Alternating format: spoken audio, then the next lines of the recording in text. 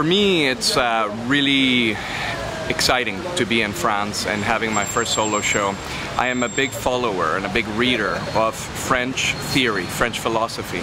For example, the works that I'm showing here at the Gaité Lyrique are all about surveillance, about control, about tracking. You cannot do a work like that unless you read some Michel Foucault. I like Jacques Rancière, I read Deleuze and Guattari. So all of these philosophers, I think, oftentimes talk about things that I'm trying to materialize to some extent.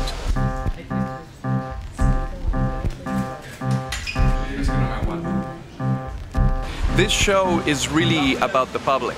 So I'm setting up platforms for participation, for people to be in it, but ultimately it is their interaction that makes the artwork.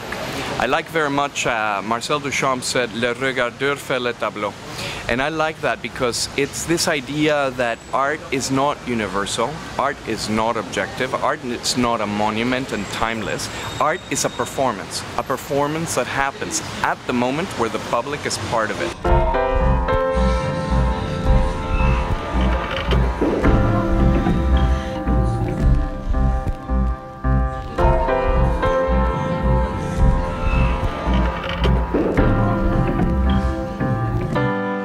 Do you consider the visitor as an artist, a dancer, or maybe an accomplice?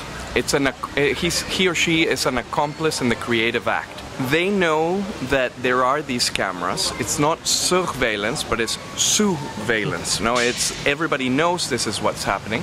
And the question is, who is the observer and who is the observed? It used to be that you would go to a museum to be inspired, to look at the painting and understand what the work is saying. Today, the situation is the opposite.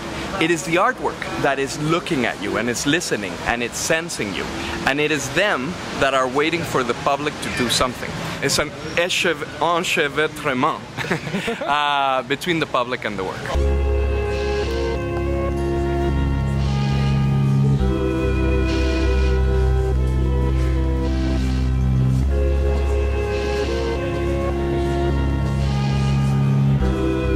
Unfortunately, in art, when we think about technology, when we think about surveillance in particular, there's always two bipolar sort of understandings. One is it's either something Orwell and menacing and intimidating, or it's something playful and fun and it's for kids.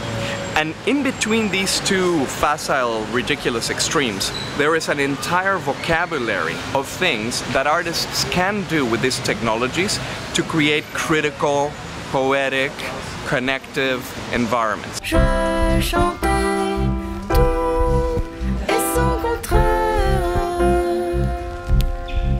I am very inspired by Los Indignados in Madrid. I find that a real vibrancy creatively. As an artist, I'm really interested in that movement because it's a feeling that people want to have agency, they want to have a say, they want to participate.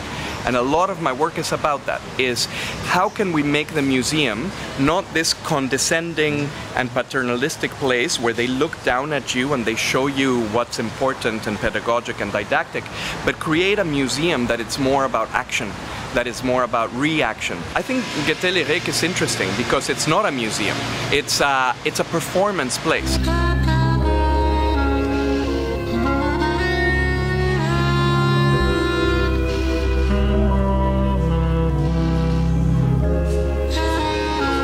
The plaza just outside the Pompidou is absolutely perfect for an installation that I have called Solar Equation, which is a very large, it's the largest in the world, it's a balloon that's 15-meter diameter, which is a simulation of the sun. We premiered it last year in Melbourne, Australia, and I want to bring it to Paris and I want to put it right outside the Pompidou because the Pompidou is extremely perfectly located to be able to view the works from different heights.